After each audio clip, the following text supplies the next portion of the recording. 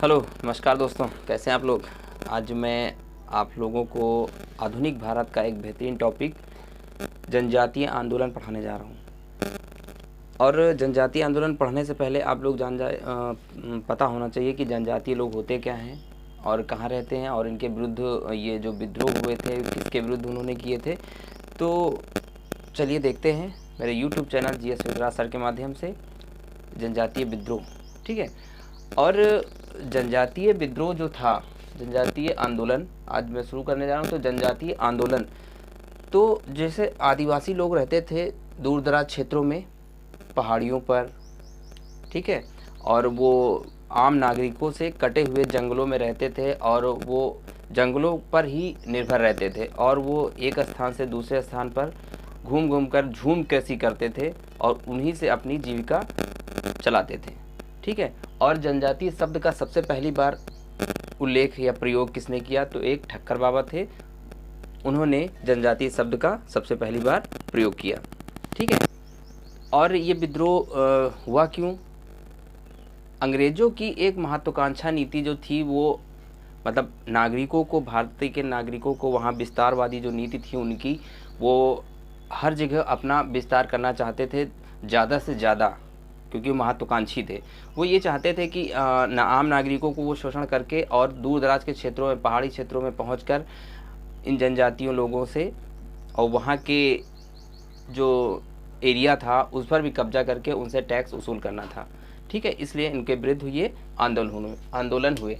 ठीक है, तो चलिए देखते हैं संथाल विद्रोह। संथाल विद्रोह में सबसे इम्पोर्टेंट बात है कि संथाल विद्रोह हुआ कब। ठीक है, इसको मैचिंग में ऑब्जेक्टिव में पूछ लेता है कि संथाल विद्रोह का टाइम पीरियड क्या था। तो ये 1855 से लेके 1856 ईस्वी में था। ठीक है, संथाल विद्रोह के प्रमुख नेता कौन थे? संथाल विद्रोह के प्रमुख नेता थे सिद्धू और कान्हू, दो नेता थे। बहुत इंपॉर्टेंट है, नाम पूछ लिया जाता है कि संथाल विद्रोह के प्रमुख नेता सिद्धू और कान्हू थे। ठीक है, इसका क्षेत्र कहाँ पर है? इसका क्षेत्र दमन ए को उस समय बिहार में था। ठीक है, दमन ए को उस समय बिहार में था, लेकिन अब वर्तमान में ये झारखंड में है। ठीक है, तो याद रखना। जो संथाल विद्रोह था ये दमन ए को नाम से मशहूर भागलपुर से राजमहल तक का क्षेत्र था। ठीक है, इस क्षेत्र में वहाँ पर बहुत ज़्यादा संथाल लोग रहते थे। वो जंगल का एरिया है, वहाँ पर बहुत ज़्यादा लोग संथाल लोग रहते थे और वहीं पर वो जंगलों पर निर्भर थे। ठीक है, तो कहाँ से? भागलपुर से राजमहल तक का क्षेत्र संथाल बहुल क्षेत्र था। ठीक है, और ये जो ये विद्रोह हुआ था तो इनकी जो ज़मीनें थी तो अस्थाई बंदोबस्त से क्या 1793 में जो अस्थाई बंदोबस्त हुआ था उस बंदोबस्त के द्वारा ही इनकी ज़मीनों को छीन लिया गया था और शोषण इन पर किया गया था और ये बहुत दुखी थे। तो इसी कारण से इन लोगों ने विद्रोह किया था। ठीक है, और ये विद्रोह के प्रमुख कारणों में और था कि जो भूमिकर अधिकारी थे इनके दुर्व्यवहार से, उनका व्यवहार इन लोगों के प्रति अच्छा न था, इसलिए भूमिकर अधिकारियों के दुर्व्यवहार, पुलिस के दमन तथा जमींदारों व साहूकारों के कर वसूलियों से, मतलब ये जो पुलिस अधिकारी थे वो दमन की नीति अपनाते थे, साहूकार दमन की नीति अपनाते थे, शोषण करते थे। तो इससे ये दुखी होकर जमींदारों तथा साहूकारों जो इन वसूली करते थे, ये बहुत ज़्यादा मात्रा में इनसे टैक्स वसूलते थे और ये इस कारण ये दुखी हो जाते थे। ठीक है, तो देखिए भूमिकर अधिकारियों के दुर्व्यवहार, पुलिस के दमन तथा जमींदारों व साहूकारों की वसूलियों के विरुद्ध इन्होंने ये विद्रोह किया था। ठीक है, संथाल लोगों ने। ठीक है, और इन विद्रोहों में जो ये संथाल लोग थे बहुत मात्रा में सब कुछ नष्ट कर दिया था। उसमें से लोगों के घर मकान थे, पुलिस स्टेशन था, रेलवे स्टेशन था तथा डाक देने वाली गाड़ियों को भी इन लोगों ने जला दिया था।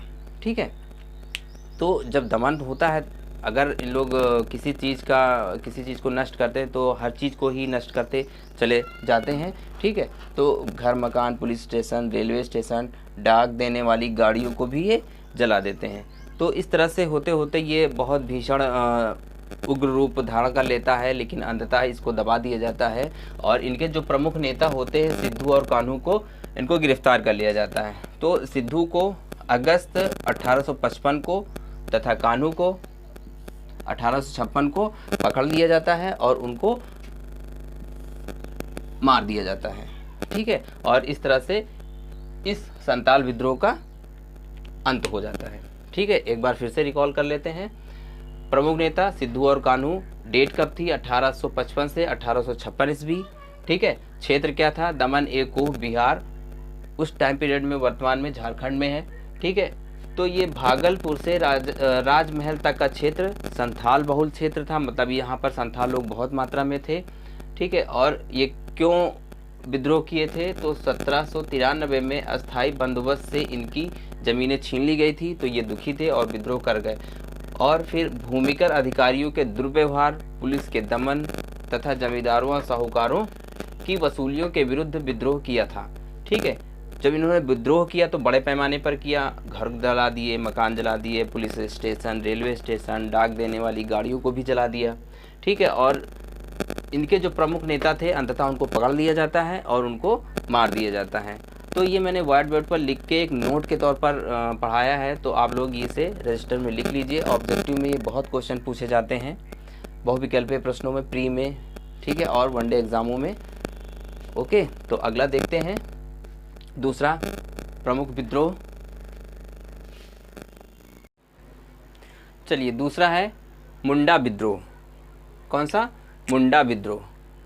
मुंडा विद्रोह, इसका भी टाइम पीरियड याद कर लो। इसका टाइम पीरियड है 1895 ईस्वी से 1900 ईस्वी, 1895 ईस्वी से 1901 ईस्वी तक।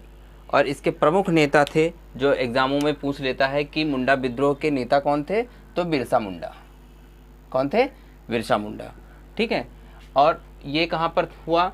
छोटा नागपुर, बिहार, वर्तमान के समय में आप वर्तमान में झारखंड में। ठीक है, ये जो छोटा नागपुर का एरिया जो था वो 400 मील, मतलब जो छोटा नागपुर का एरिया था वहाँ पर 400 मील एरिया में ये लोग फैले हुए थे और अपना निवास बनाए हुए थे, वहीं पर ये लोग रहते थे।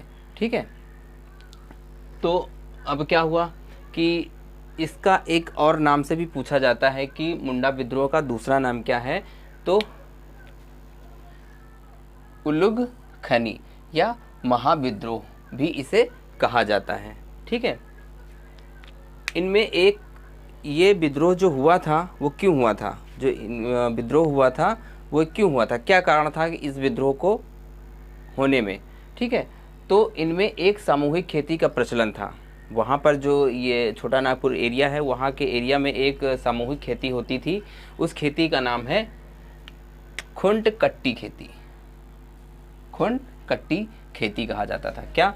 इनमें एक सामूहिक खेती होती थी, उसका प्रचलन था, जिसे खुंड कट्टी कहा जाता था। ठीक है, इसी प्रथा को बंद करने के लिए, क्या मतलब, इसी प्रथा को बंद करने के लिए वहाँ के जो जमींदार थे, वहाँ के जो किसान, वहाँ के जमींदारों, ठेकेदारों एवं महाजनों ने सामूहिक खेती, जो एक खुंड कट्टी सामूहिक खेती थी, इस खेती की परंपरा पर हमला बोल दिया और बंद करने का आह्वान किया। लेकिन अब जब ये परंपरा पर हमला बोल दिया तो यहाँ के जो मुंडा लोग थे उन्होंने इसका विरोध किया और फिर इसी के चलते मुंडों ने सरदारों के एक नेतृत्व में, वहाँ के एक सरदार थे, मुंडों ने सरदारों के नेतृत्व में हमला बोल दिया। अतः इसे सरदारी लड़ाई भी कहा जाता है। मतलब मुंडा विद्रोह का एक और नाम है सरदारी लड़ाई। क्या नाम है? सरदारी लड़ाई भी कहते थे।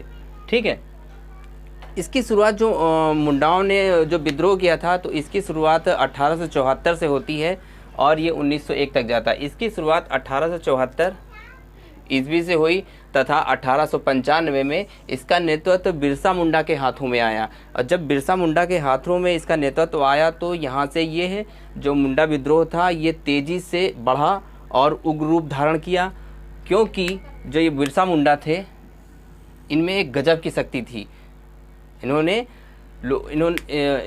जो ये बिरसा मुंडा थे इनमें एक गजब की शक्ति थी लोगों को आकर्षण करने में, तो बिरसा ने अपने आप को भगवान का दूत कहा। जो बिरसा मुंडा थे उन्होंने अपने आप को भगवान का दूत कहा, और लोग इनको सुनने आते थे, देखने आते थे कि ये कैसे मतलब इतने महान है कि लोग इनको सुनते हैं ध्यान से, इनकी नीतियों का पालन करते हैं जो मुंडा लोग थे। तो वहाँ से लोग दूर दूर से इनको सुनने आते थे।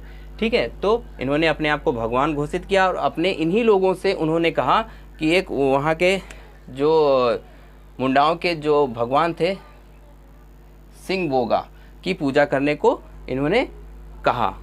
मतलब जो ये बिरसा मुंडा थे ये एक बड़ा सा समूह बना लिए थे, लोग इनको सुनने आते थे और इनकी नीतियों का पालन करते थे, और इन्होंने अपने ही इन्हीं लोगों अनुयायियों से कहा कि सिंह बोगा की पूजा करने को कहा।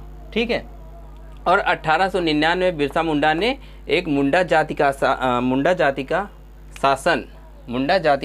शासन स्थापित करने के लिए विद्रोह किया। मतलब क्या हुआ कि जब बिरसा मुंडा आए तो इन्होंने अपना ये जो मुंडा विद्रोह था और बढ़ाया, और मुंडा जाति का शासन स्थापित करने के लिए विद्रोह किया। इस विद्रोह में महिलाएं भी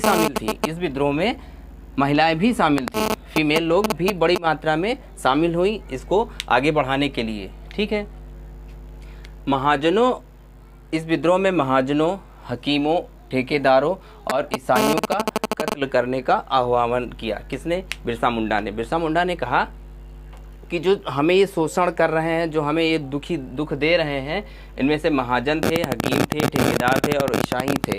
ठीक है, इन्होंने इनका कत्ल करने का आह्वान किया। फिर क्या हुआ? 3 फरवरी 1900 को बिरसा मुंडा को गिरफ्तार कर लिया जाता है। कब? 3 फरवरी 1900 को बिरसा मुंडा को गिरफ्तार कर लिया जाता है और रांची जेल में उन्हें डाल दिया जाता है। कहाँ पर? रांची जेल में। याद रखना, रांची जेल में उन्हें डाल दिया जाता है, जिनकी जून 1900 में हैजा से इनकी मृत्यु हो जाती है। किससे होती है? इनकी हैजा से मृत्यु हो जाती है। ठीक है, तो आप लोगों के समझ में आया कि बिरसा मुंडा कौन थे और मुंडा विद्रोह क्या था। फिर से एक बार देख लेते हैं, रिवीजन कर लेते हैं। मुंडा विद्रोह 1895 से 1901। शुरुआत तो इसको 1874 से होती है, लेकिन जब बिरसा मुंडा आते हैं तब इसका ज़्यादा जोर होता है। ठीक है, तो मुंडा विद्रोह 1895 से 1901 में इसके प्रमुख नेता थे बिरसा मुंडा। कहते हैं बिरसा मुंडा की स्थापना किसने करी? तो बिरसा मुंडा भी एक बार टिक करके आना है आप लोगों को। कहाँ पर था ये? छोटा नागपुर, बिहार, वर्तमान में झारखंड, और इसका दूसरा नाम था उलुग खनी या महाविद्रोह भी कहा जाता था। इसमें हुआ क्या था, क्यों विद्रोह हुआ था? वहाँ की जो एक सामूहिक खेती थी उसका प्रचलन होता था, मतलब सामूहिक खेती, इनमें एक सामूहिक खेती का प्रचलन था जिसे खूंट कट्टी कहा जाता था। इसी को ही बंद करने के लिए वहाँ के किसान जो ठेकेदार थे, महाजन थे, जमींदार थे, इस पर हमला बोल दिया, और फिर वहाँ के जो मुंडा लोग थे एक सरदार के नेतृत्व में इस पर हमला बोल दिया और इसे सरदारी लड़ाई भी कहने लगे। ठीक है, जो मुंडा विद्रोह की शुरुआत हुई थी वो 1874 से हुई थी और 1895 इसका नेतृत्व बिरसा मुंडा ने किया। जब बिरसा मुंडा आते हैं तो ये विद्रोह बहुत तेज़ी से फैलता है, बहुत दूर तक फैलता है, लोग इनकी सुनते हैं क्योंकि इनके पास गजब की शक्ति थी। तो इन्होंने अपने आप को भगवान का दूत घोषित किया और अपने अनुयायियों से कहा सिंह बोगा की पूजा करने को। ठीक है, और 1899 में बिरसा मुंडा ने मुंडा जाति का शासन स्थापित करने के लिए विद्रोह किया, और इस विद्रोह में महिलाएं भी बहुत मात्रा में शामिल थी। ठीक है, और महाजनों, हकीमों, ठेकेदारों और ईसाइयों का कत्ल करने का आह्वान बिरसा मुंडा ने ही दिया था। 3 फरवरी 1900 को बिरसा मुंडा को गिरफ्तार कर लिया जाता है और रांची जेल में डाल दिया जाता है, जहां पर इनकी जून 1900 में हैजा से इनकी मृत्यु हो जाती है। इस तरह से ये मुंडा विद्रोह को दबा दिया जाता है। ठीक है, तो आप लोग इसको लिख लीजिए। ठीक है, अगला देखते हैं।